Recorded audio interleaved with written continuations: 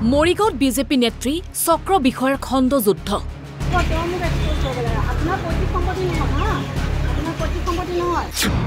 BJP নেত্ৰীৰ বিৰুদ্ধে কাৰ্যালয়ত চক্ৰ বিষয়াক অপদস্থ কৰাৰ গুৰুতৰ অভিযোগ।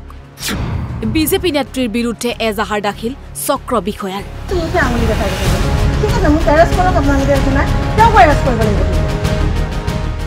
এয়া মৰিগাঁও চক্ৰ বিষয়াৰ কাৰ্যালয়। এই কাৰ্যালয়তে চক্ৰ বিষয়াগৰাকীক কৰ্মৰত অৱস্থাত অপদস্থ কৰাৰ অভিযোগ উত্থাপন হৈছে এগৰাকী বিজেপি নেত্ৰীৰ বিৰুদ্ধে। আৰু এই অভিযোগৰ ভিত্তিতে মৰিগাঁও থানাত বিজেপি নেত্ৰীগৰাকীৰ বিৰুদ্ধে এজাহাৰ দাখিল কৰিছে চক্ৰ বিষয়াগৰাকীয়ে। আচলতে হৈছিল কি? ঘটনাটো হ'ল যে পাব্লিকে কিবা এটা কমপ্লেইন লৈ আহিছে। তেখেতসকলে কমপ্লেইনটো মোক জনোৱাও নাই, কি হয় কি নহয় সেইখিনি আমি চালি জাৰি চাবলৈ আমি হেৰিও পোৱা নাই। চ' পাব্লিক দুজনক মই মাতিলোঁ, তেখেতসকলৰ লগত আমি ডিছকাশ্যন কৰিয়ে আছিলোঁ। আৰু তেখেতসকলেও কৈছে যে বাইদেউ আমি হ'ম, আমি কামখিনি কৰিম, আপোনাৰ যোগেৰে কামখিনি কৰিম। ঠিক আছে, আমাৰ এইখিনি বস্তু আমাৰ ছল্ভ হৈছিলেই, কিন্তু দেখাত ক'বাৰ পৰা তেখেতে বস্তুটো ইনভলভ হৈ আছে। আৰু তেখেতে কিয় সেই বস্তুটোৰ কাৰণে ইমান এছ'চিয়েট হৈ আছে আমিও সেইটো ক'ব নোৱাৰোঁ। প্ৰায়ভাগ কামতে দেখা যায় যে আমি কিবা এটা কৰিব লোৱাৰ লগে লগে তেখেতে ক'বাৰ পৰা উৰি আহি পিনি সদায় আমাক আমাৰ এগেইনষ্টত কিবা এটা কয় বা হেৰি কৰে, বা আমাৰ অফিচটোৰ এগেইনষ্টত কিবা কয়, এইটো ডিমাণ্ড কৰা সেইটো হ'ব পাৰে। সেইটো আমি বেলেগ ব্যৱস্থা কৰিম, সেইটো আমাৰ ব্যৱস্থা আছে নিজৰ। মই যিহেতু অফিচৰ মুৰব্বী হয়, মই মোৰ ষ্টাফক চোৱাটো মোৰ দায়িত্ব হয়, মই সেইখিনি আমি কৰিম।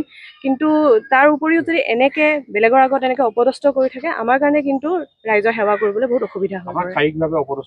হয়, তেখেতে মোক এনেকৈ হাতত ধৰি আপুনি কোন হয় আৰু হাতত সেনেকৈ ধৰি মেলি বুলি হেৰি কৰিছে। মেজিষ্ট্ৰেট মই নিজে, মোৰ এইটো অফিচৰ আৱাৰ্ছ হয়, কাম কৰাৰ সময়ত তেখেতে মোক কাৰ্যালয়ৰ কোঠাৰ ভিতৰত মোৰ মই চেয়াৰত বহিয়ে আছোঁ, তেখেতে অপজিত বহি থকাৰ এনেকৈ সেই সময়ত মোক এনেকৈ অপদস্থ কৰিছে। মই FIR দিছোঁ, সেইটোৰ ওপৰত কি ব্যৱস্থা লয় আৰু চব হৈ গ'ল।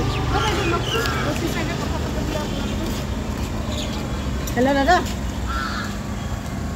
তেওঁ কি হৈছে সুধিব। মই যাম বাৰু থানালৈ নিবলৈ আহিছে, তেওঁকো নিব লাগিব। কিন্তু তেওঁ মোক আঙুলি দেখা কথা কৈছে। তেওঁ নিজে মাতিছে, তেওঁ অফিচটোত প্ৰতিসম্পত্তি বুলি ভাবিছে যে, কিন্তু তেনেকৈ নহ'ব। কিন্তু দুজন দুখীয়া মানুহৰ 15,000 টকা বিচাৰিছে, জানেনে?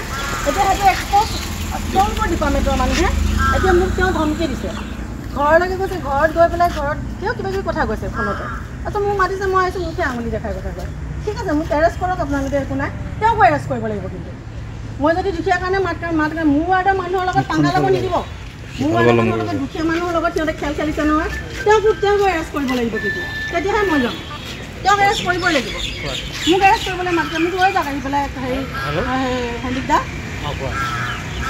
লৈ যাওক। একো নাই, মোক লৈ যাওক, আহি পেলাই লৈ যাওক, হেণ্ডকাপ দি পেলাই লৈ যাওক। মৰিগাঁৱৰ পৰা দিগন্ত ডেকা, NB নিউজ।